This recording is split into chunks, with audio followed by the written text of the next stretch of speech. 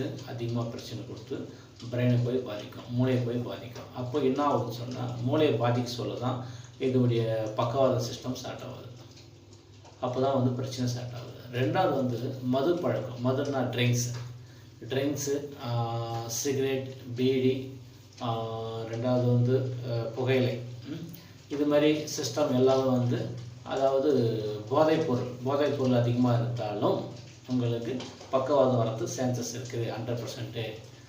அதையும் கொஞ்சம் புரிதல் வச்சுக்கோங்க.